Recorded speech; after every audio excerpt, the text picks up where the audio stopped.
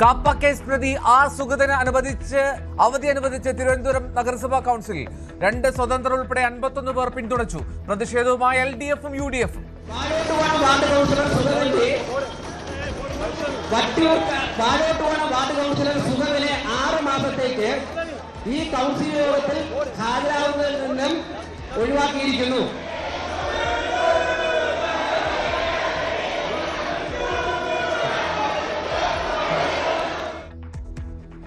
അവധി നൽകിയത് ആഭ്യന്തര വകുപ്പിന്റെ സർക്കുലർ പ്രകാരമെന്ന് മേയർ.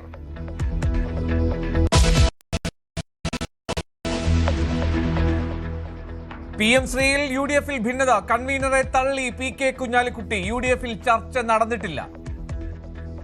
അടിസ്ഥാനരഹിതമായ ഒരു വാർത്തയാണ് ഇന്നലെ ചർച്ച ചെയ്തിട്ടില്ല. ഇന്നലെ അങ്ങനെ അജണ്ട ഉണ്ടായിരുന്നില്ല. ആ വിഷയം ചർച്ച ചെയ്തിട്ടേ ഇല്ല ഇന്നലെ. കൺവീനർ എല്ലാം പറഞ്ഞിട്ടുണ്ടെന്ന് രമേശ് ചെന്നിത്തല. തർക്കമുണ്ടായിട്ടില്ല എന്ന് അടൂർ പ്രകാശ്.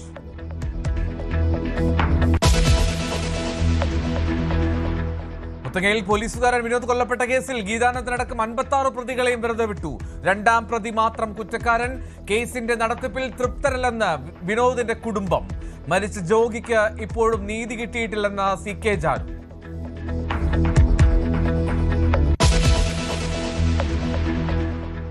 ന്യൂസ് 18 വാർത്തയിൽ ഇടപെട്ട ആഭ്യന്തരമന്ത്രി. പ്രീ റോൾ കോൺ വിൽപ്പനയിൽ നിന്ന് ഓൺലൈൻ പ്ലാറ്റ്ഫോമുകൾ പിന്മാറണമെന്ന് രമേശ് ചെന്നിത്തല. ലഹരി വ്യാപാരത്തിൽ ഡെലിവറി ബോയ്കളെ മറയാക്കരുതെന്നും മന്ത്രി. News 18 impact.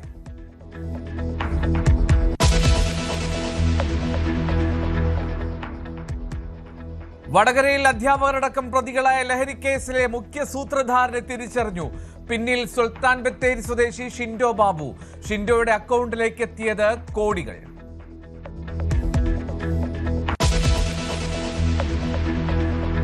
പത്താം ദിനവും പാർലമെന്റ് പ്രക്ഷുബ്ധം. അമിത്ഷാ പ്രതികരിക്കണമെന്ന ആവശ്യം കടുപ്പിച്ച് പ്രതിപക്ഷം.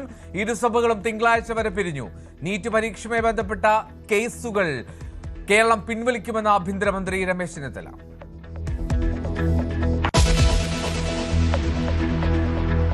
ഗസയിൽ ബോർഡ് ഓഫ് പീസ് പദ്ധതി അംഗീകരിച്ച് ഹമാസ്. പൂർണ്ണമായും നിരായുധീകരണത്തിന് സമ്മതിച്ചു.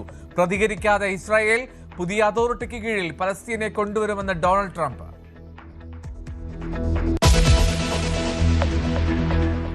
കാവേരിയിൽ തിളച്ചുമറിഞ്ഞ് കർണാടകയും തമിഴ്നാടും. ഓഗസ്റ്റ് 13-ന് കർണാടക ബന്ദിന് ആഹ്വാനം ചെയ്ത് കന്നഡിക സംഘടനകൾ.